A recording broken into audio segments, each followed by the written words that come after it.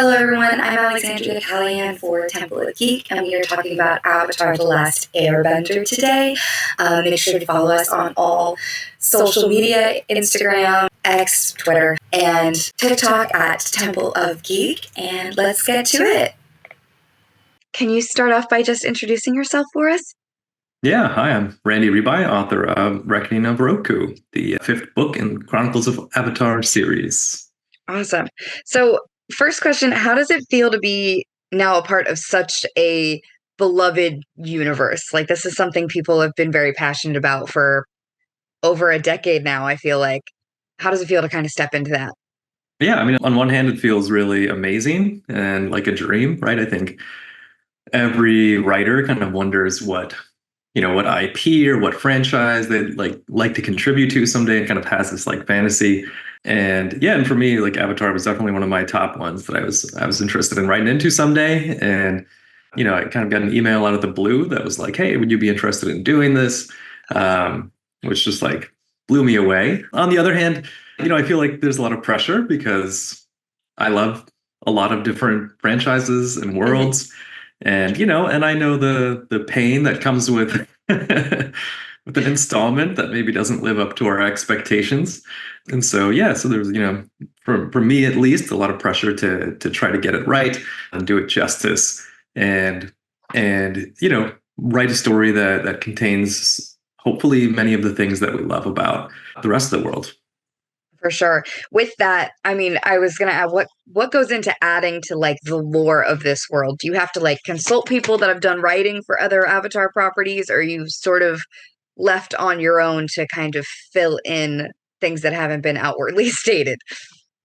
Yeah, a little bit of both. And so, once I knew I was going to be doing it, one of the first things I did was like do my research, like go back and rewatch the original series, and I reread some of the books and comics. I read the Magpie Legends core book for the role-playing game. So kind of just familiarize myself with everything that's out there as much as possible. And then from there, they told me they wanted it to be a Roku story. And that was really the only Roku story, and like young adult, right? It's for a young adult audience. Right. And so that's really like the only initial guidance that I had. And then I came up with some story concepts and I pitched it to Paramount and Avatar Studios and Abrams. They gave me feedback on that. And then from there, it was just a lot of, like me coming up with the ideas and pitching it to them, in the concept and outline and the draft, and then getting feedback from that team. And so, so it was basically like, there was no, they weren't like, "Oh, we want this to happen or this to happen, this to happen." Right. It was basically, I pitched things to them, came up with ideas, and they like gave it a thumbs up or thumbs down, or gave feedback and like a different direction it might go in or something like that. That's awesome. So because you're also a fan of the franchise that's expanding, did you feel like an obligation to stay somewhat within established canon? Not like there was a lot for Roku, but like obviously you did your research, but did that come from a place of responsibility for having to have the knowledge of the other extended universe stories, or was that more to inform like the style of your story?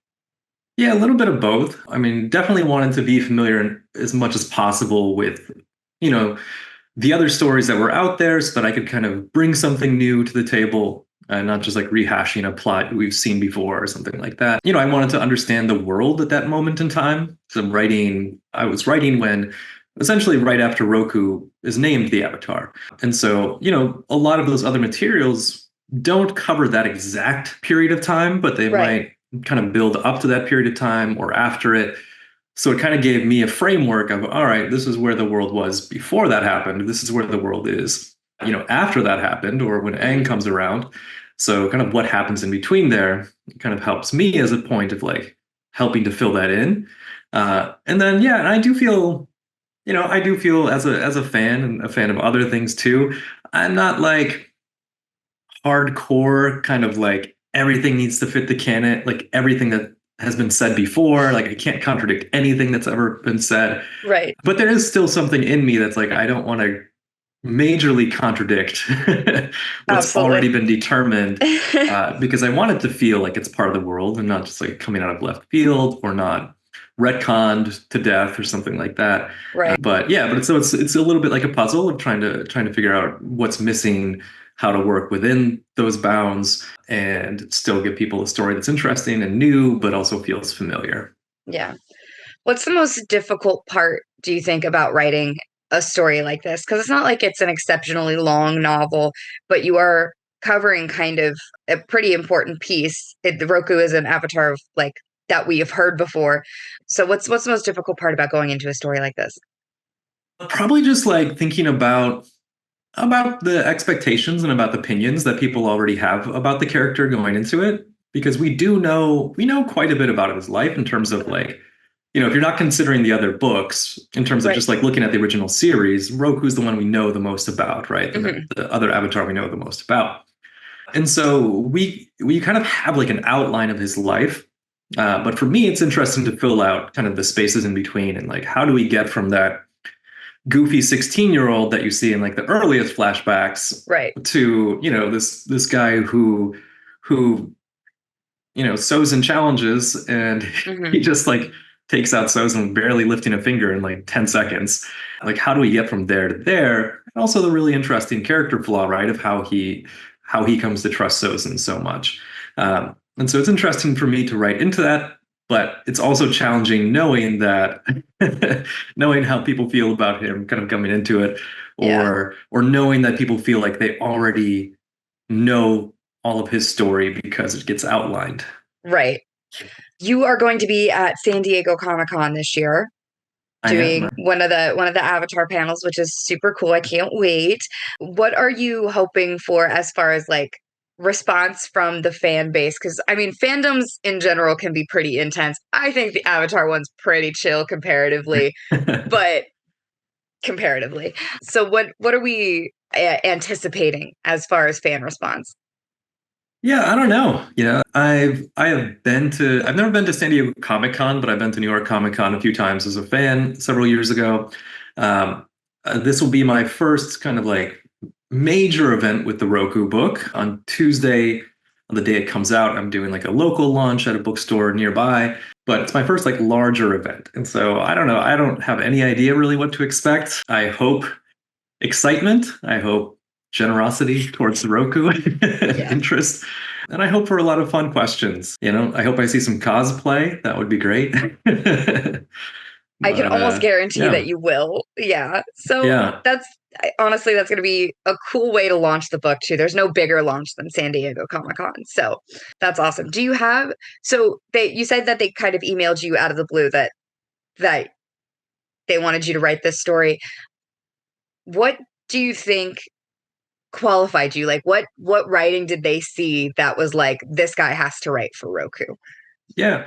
And I don't know exactly. Like the team had emailed me and said that they were a fan of my work and knew I was a fan of Avatar because when I originally watched it, and for the first time in 2020 when it dropped on Netflix, I had done one of those like really reaction threads to like episode Yeah. by episode. And I guess somebody on the team had seen that at some point. But I think, I had 3 books already in the YA world. My last one, Patron Saints of Nothing, was a National Book Award finalist and was finalist for LA Times Book Prize and a bunch of other things. And I think that certainly fed into it. Yeah. Personally speaking, I think something that I tend to write about pretty well, or that I'm interested in, is like male friendship. Hmm. And so when you think of the story of Roku, you have to also think of the story of Sozin. Yeah. So I don't know, maybe they had it in their mind that I would be able to explore that relationship well. I love that. Awesome. So last thing, are you hoping to continue writing for the Avatar universe, or do you have other projects that are kind of on the horizon for you? Yeah, I mean, we'll see. We'll see. Nothing's written in stone yet. Always have a lot of projects going on and not enough time to do everything I want to do. But we'll see. Awesome. Where can people find you on social media and to go buy your other stuff? Yeah, I'm on mostly Instagram these days at Randy Ribay, which is my name. I have a website, randyribay.com, but I don't know if anybody really goes to websites anymore. I have profiles on like Threads and Twitter or X or whatever, but mostly active on Instagram. And I try to keep my website updated. And yeah, other books you can find pretty easily just by Googling my name. They're available wherever books are sold. Awesome. Well, I'm super excited. I loved it. I got to read it ahead of time, so I'll have a Oh, review fun. up soon. And I look forward to seeing you at SDCC. Yeah, likewise. Thank you. Have a good day, Randy. You too.